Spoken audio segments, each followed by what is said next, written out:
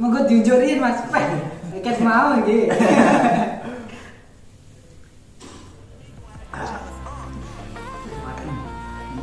Kalau ya mohon maaf sebelumnya ya. Tadi itu kita mau menyiapkan kopi Mas. Iya. Tetapi berhubungan kopinya habis ini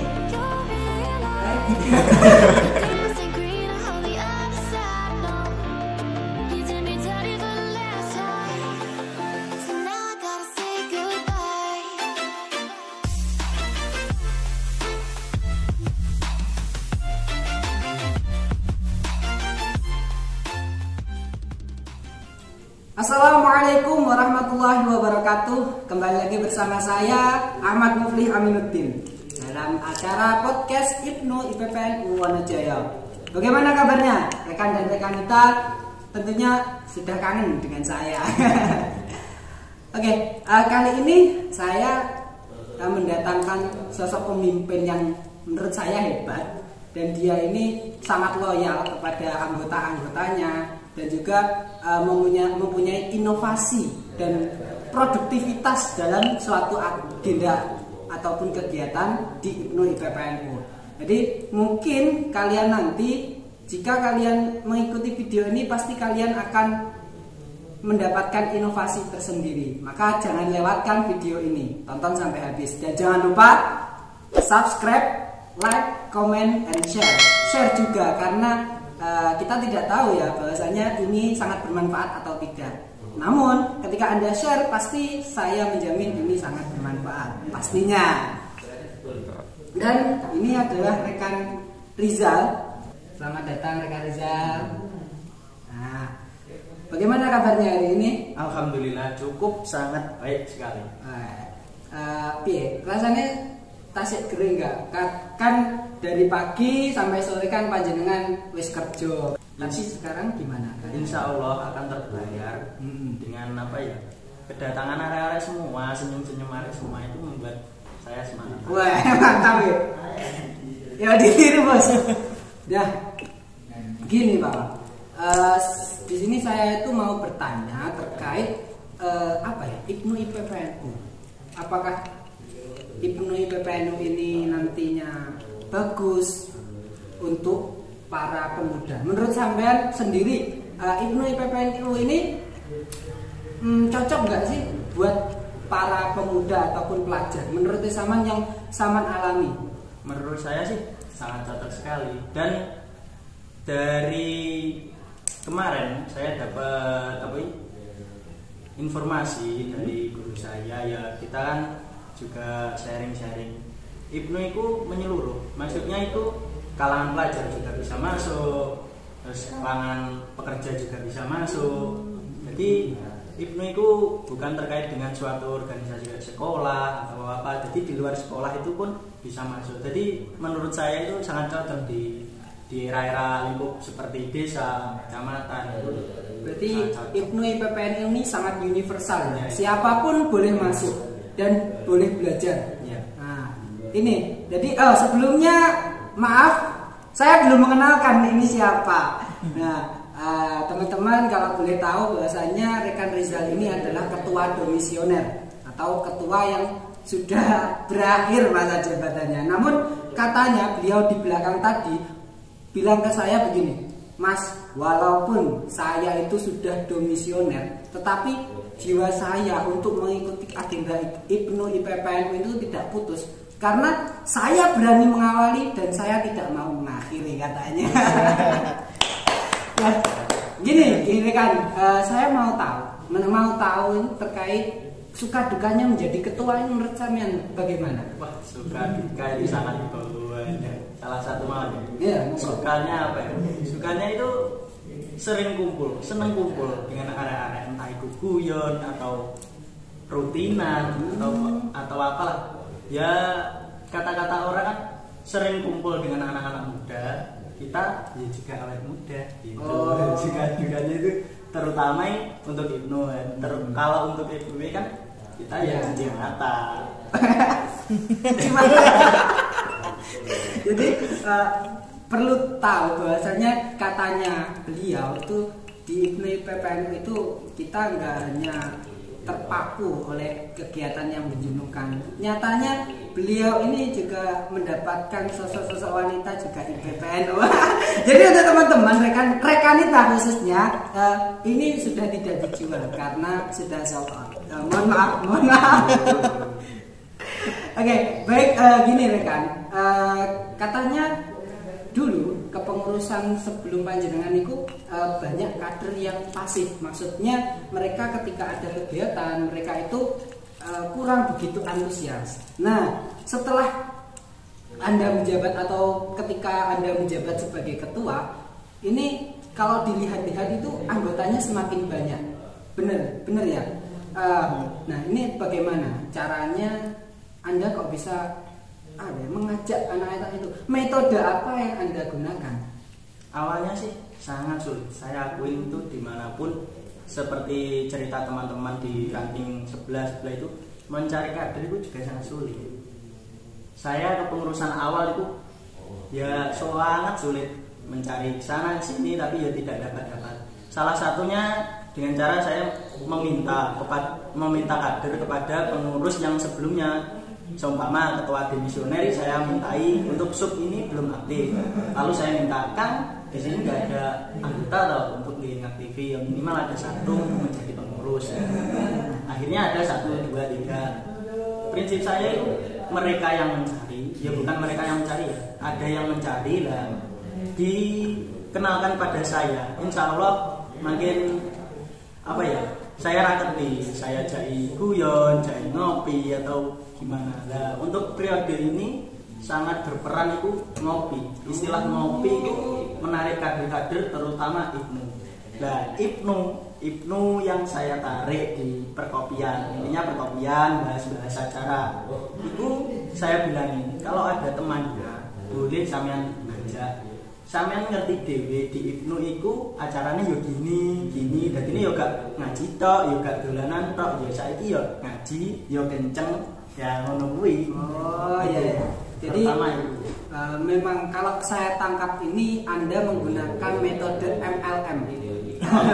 MLM ini suatu sistem marketing yang dimana dia itu mencari 1 orang dan orang tersebut itu harus mencari 2 orang dan 2 menjadi 4 menjadi 8 dan seterusnya.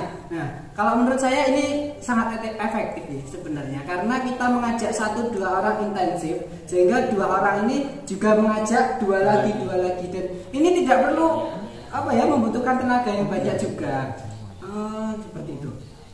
Ya, dan juga katanya dengan metode-metode ini sehingga suatu ketika di pengurusan Anda ini Anda mendapatkan prestasi. Bukan Anda ya, kepengurusan Anda itu mendapatkan prestasi. Yaitu kalau boleh tahu apa saja sih? Kok katanya saya dengar dari teman-teman di luar kecamatan, di luar kota itu kok Ranting Monojaya kok lumayan ya. Ya bukan terbaik tapi kalau dibilang baik ya baik lah, seperti itu. Apa mungkin saya rasa itu baik tidaknya itu pandangan dari luar, tapi dari dalam itu ya semua tahu sendirilah. Dari dalam itu ya sulitnya kayak apa. Kita berprinsip suatu rumah tangga itu di dalam itu rucah, intinya rucah apa ya, kayak semrawut lah, tapi di luar itu kita membuat sebaik mungkin. Nah, dengan prinsip itu kita benar di dalam organisasi kita itu kurang komunikasi atau apa-apa itu. Nah, di luar kita berusaha untuk menjadi yang baik. Minimal kelihatan kompak, nomor 1. Nomor 2 solid. Nomor 3 saling mengerti lah intinya. Begitu. Iya. Kalau boleh tahu apa sih yang yang sudah berhasil Anda, bukan Anda ya, kepengurusan Anda, katanya banyak katanya.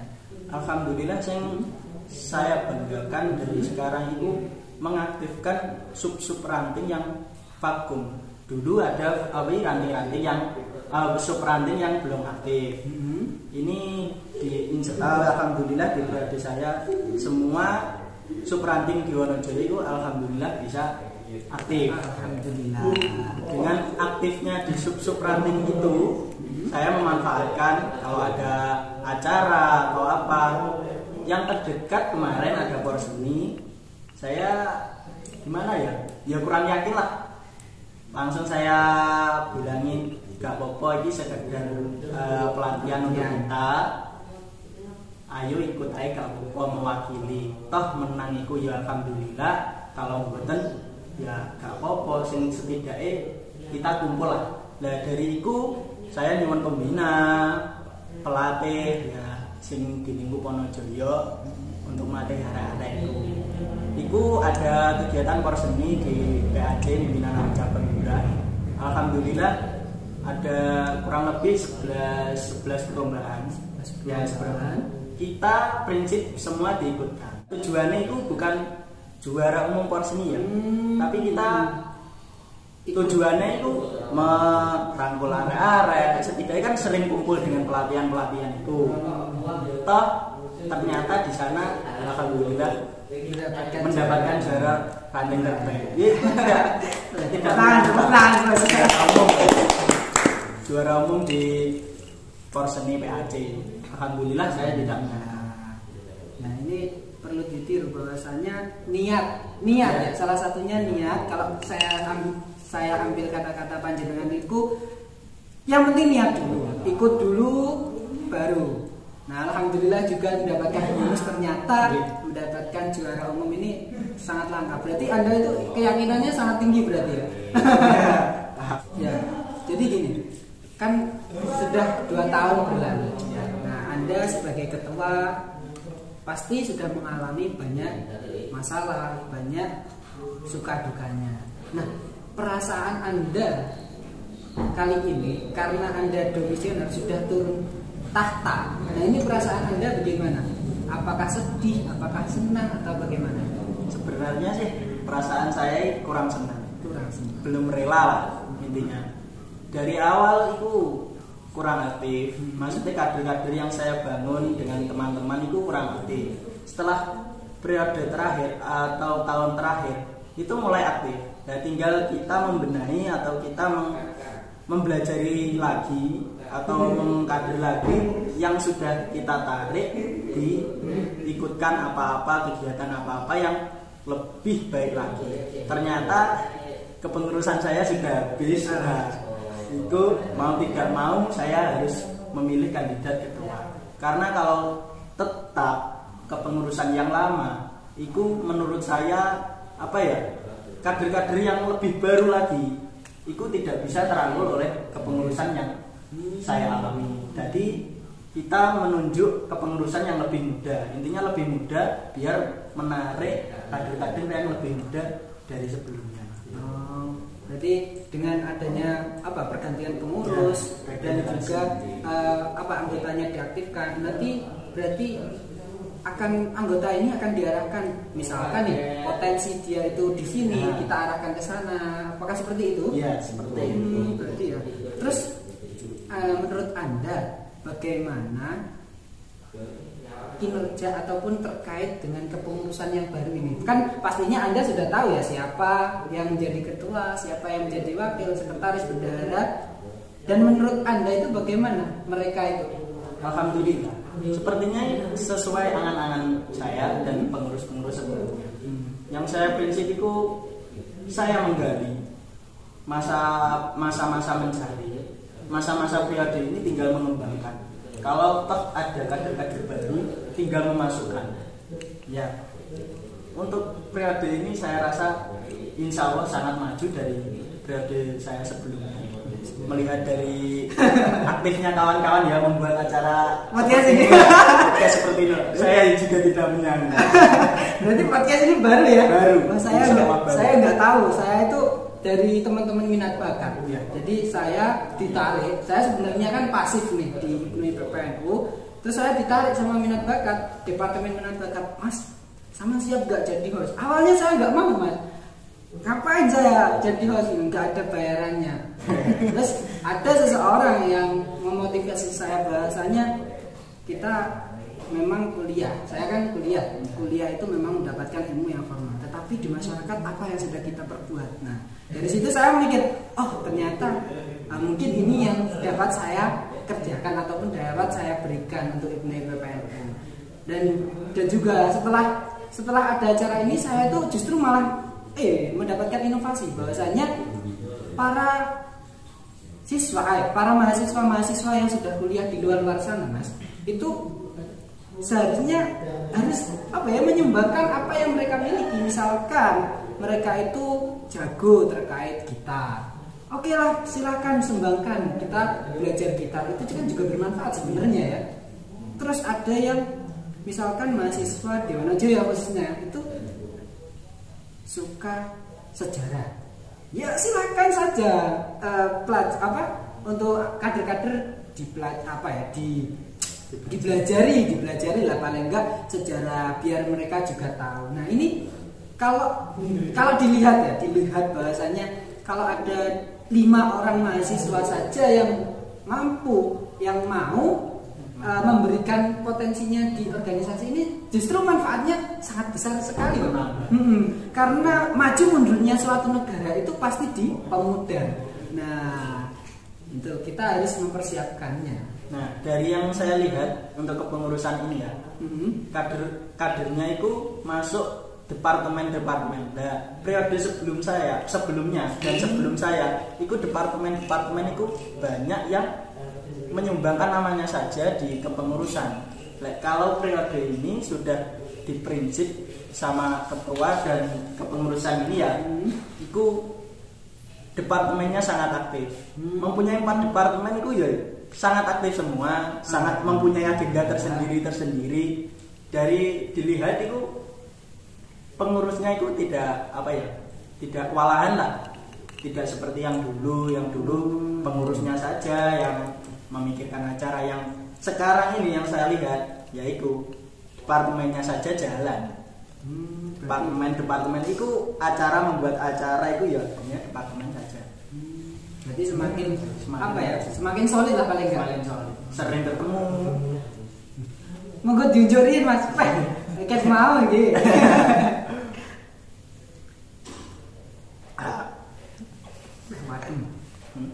Kalau ya mohon maaf sebelumnya, tadi itu kita mau menyiapkan kopi Mas. Tetapi berhubungan kopinya habis, ini air putih. Iya. Jangan salah, putih-putih ini ada rasanya. Rasanya hambar. Oke, terakhir ini rekan Rizal. Harapan menurut Anda, harapan kepada kepengurusan ini itu apa? Harapan ya kalau dilihat dari hati yang paling dalam Anda itu apa sih sebenarnya? Harapan yang umum saja. Umum itu mesti ingin kedepannya itu menjadi yang lebih baik. Baik untuk dari saya, harapan saya itu tetap menjaga silaturahmi antara Hipnu IPB, terutama Hipnu yang dibangun dari periode-periode sebelumnya, loyalnya, kompaknya, semua itu dari Hipnu kita bisa berangkat untuk menjadikan acara Hipnu IPB. Hipnu yang gerak, IPB yang menyediakan, kita bisa jadi. Jadi jangan sampai putuslah tali silaturahmi. Walaupun kita sudah tidak berkumpul, setidaknya ya saling berkabar. Itu untuk pribadi kader-kader masing-masing. Dan untuk ranting, mugi-mugi rantingnya itu bisa tambah wah lagi. Amin ya Allah. Itu ya target untuk ini. Kalau diadakan apalagi ya PC, kan PC ada lomba tingkat cabang kayak ranting terbaik ya. Alhamdulillah periode kemarin diamanai warisan dari kepengurusan sebelum saya itu mendapatkan predikat ranting terbaik. Itu untuk periode ini ya saya minta untuk menjaga nama itu, tetap mempertahankan, kalau bisa ya malah lebih dibesarkan lagi untuk pengajar. Oke, baik. Jadi kesimpulan saya yang bisa diambil dari percakapan malam ini itu harapan ketua komisioner atau rekan Rizal ini, kita harus silaturahmi ataupun menjaga komunikasi. Karena kalau komunikasi kita baik, pasti suatu agenda ataupun suatu hal pasti bisa berjalan dengan baik. Itu ya kuncinya, komunikasi sebenarnya. Ya, mungkin itu saja dari saya. Terima kasih Reza karena sudah jauh-jauh datang ke sini. Malam-malam juga, ini waktunya tidur padahal. Tapi beliau sangat meluangkan waktunya. Kalau saya itu sudah berat sebenarnya. Tapi saya digeret terus Mas. Tapi maklum ya. Ya oke, sekian dari saya, kurang lebihnya mohon maaf, dan jangan lupa like, comment, and share, dan juga subscribe, dan jangan lupa lagi tombol lonceng karena pasti kali ini kita akan membahas sesuatu hal yang baru lagi. Jangan sampai ketinggalan informasi. Dari saya cukup sekian, kurang lebihnya mohon maaf. Wassalamualaikum warahmatullahi wabarakatuh. Waalaikumsalam.